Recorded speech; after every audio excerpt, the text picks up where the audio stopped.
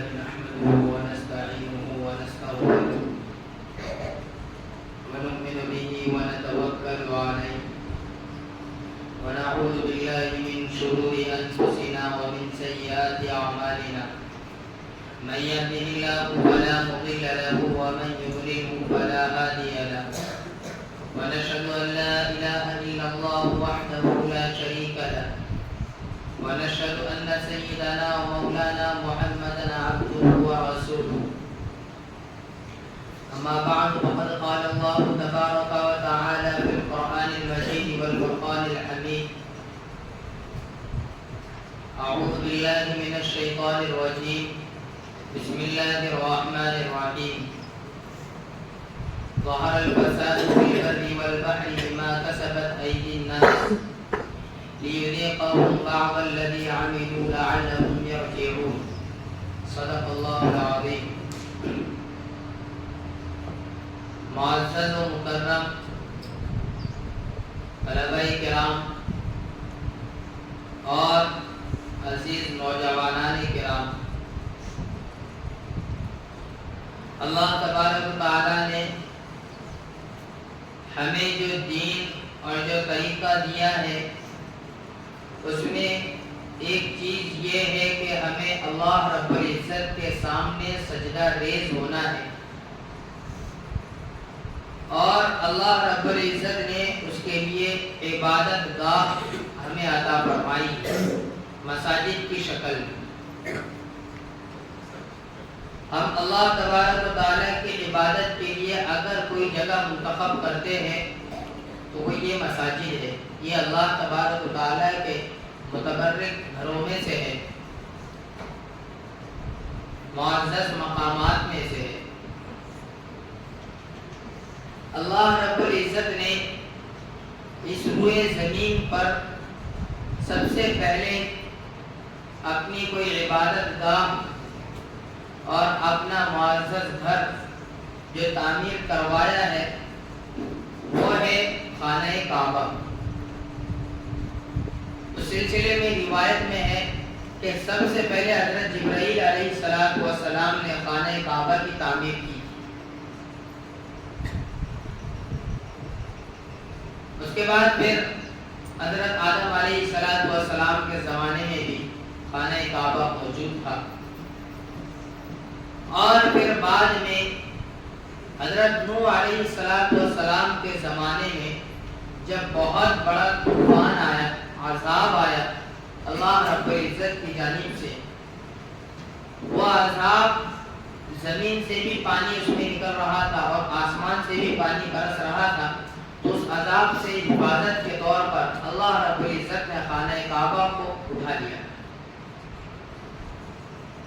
اس کے بعد حضرت ابراہیم علیہ السلام نے اپنے بیٹے اسماعیل علیہ السلام کے ساتھ اس کی تعمیر کی۔ حضرت اسماعیل علیہ السلام جس طریقے پر حضرت ابراہیم علیہ السلام کے بیٹے ہیں، ایسے ہی ایک اور بیٹے آپ کے اسحاق ہے۔ تو یہ اللہ رب العزت کا گھر خانہ کعبہ ہے، یہ پہلی عبادت گاہ ہے، یہ پہلا معزز مقام ہے۔ ایسے ہی روایت میں موجود ہے کہ اللہ رب العزت کا دوسرا معزز ترین گھر جو اس دنیا میں دوسرے نمبر پر تعمیر پذیر ہوا ہے وہ ہے بیت المقدس۔ تو پہلے نمبر پر تعمیر ہوئی خانہ کعبہ کی اور دوسرے نمبر پر بیت المقدس کی۔ بیت المقدس یعنی مسجد اقصی، اس کے تعمیر کے سلسلے میں مختلف روایات موجود ہیں، اس لیے کہ یہ بیت المقدس ایک ایسی جگہ ہے جس کے بارے میں مسلمانوں کا کہنا یہ ہے کہ یہ ہماری عبادت گاہ ہے، یہ ہمارا قبلہ اول ہے اور یہ ہماری مسجد ہے، اور یہ اس روئے زمین پر معزز ترین جو 3 مساجد ہے جن کی طرف سفر کرنا بھی عبادت ہے ان میں سے ایک ہے، اور جن مساجد میں اللہ رب العزت کی عبادت یعنی نماز پڑھنے کا سب سے زیادہ ثواب ہے، ان 3 میں تیسرے نمبر پر مسجد اقصی کا بھی نام موجود ہے۔ اور یہودیوں کا کہنا یہ ہے کہ یہ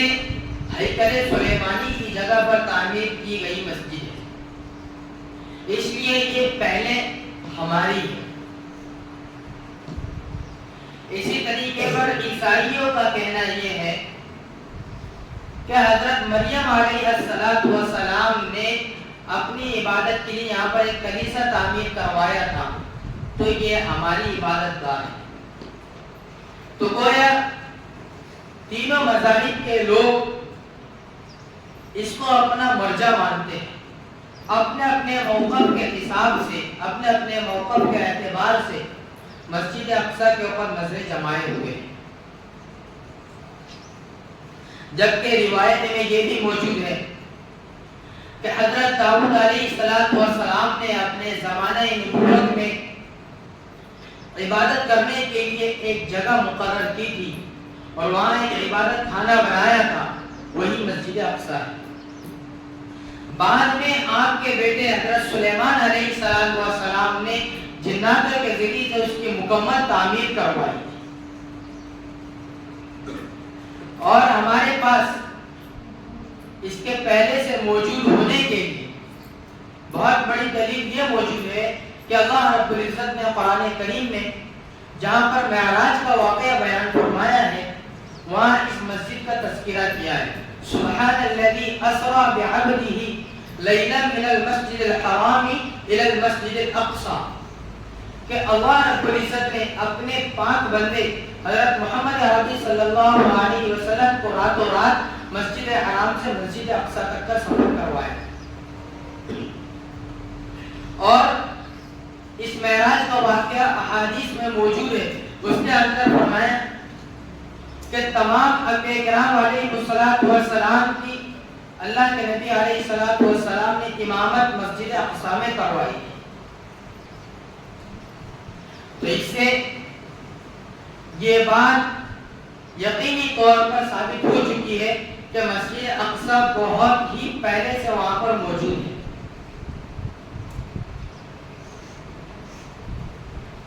اس کے بعد یہ تو نبوت کا دور تھا۔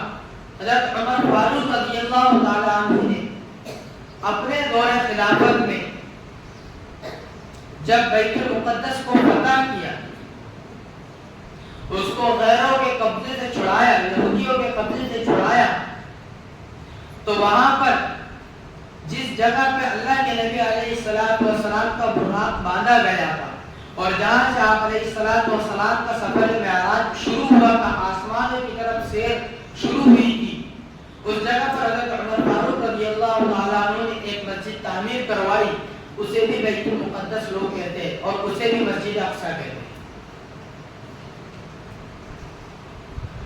ان حضرات کے دور کے بعد عبد الملک بن مروان نے بھی اپنی دور خلافت میں مسجد اقصی کی تعمیر اثر نو کروائی۔ گویا تاریخ کے اندر بہت ساری روایتیں موجود ہیں اور بہت سی باتیں موجود ہیں، اور اس میں اسرائیلی واقعات بھی موجود ہیں،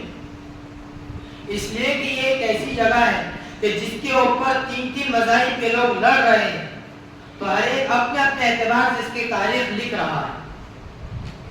اور اپنے اپنے مذہب کی بنیادوں کے اوپر دلائل کے ساتھ اس کی بات کو مضبوط کرنے کے لیے اس کی تاریخ کو رقم کر رہا ہے۔ لیکن اس کے باوجود ہم یہ بات کہتے ہیں کہ اللہ تبارک و تعالیٰ کے اس روئے زمین پر جتنے بھی گھر موجود ہیں، تو جس زمین پر اللہ کا گھر بنا ہوا ہے وہاں سے نیچے تک اور اس کے چھت سے لے کر آسمان تک پورا کا پورا مسجد شمار کیا جاتا ہے۔ تو مسجد اقصی جس جگہ پر موجود ہے، وہاں پر جس طریقے پر یہودیوں کا کہنا ہے کہ وہ معبد سلیمانی ہے، ہیکل سلیمانی ہے، اس کا باقی ماندہ حصہ وہاں پر موجود تھا، جس کو تباہ کر کے مسجد اقصی تعمیر کروائی گئی ہے، یہ ان کا غلط نظریہ ہے اور غلط موقع ہے۔ اس لیے کہ سلیمان علیہ السلام بھی اللہ تبارک و تعالیٰ کی عبادت کرتے تھے، اور سلیمان علیہ السلام نے بھی تمام لوگوں کو اللہ رب العزت کی طرف ہی بلایا ہے، دین اسلام کی ہی دعوت دی۔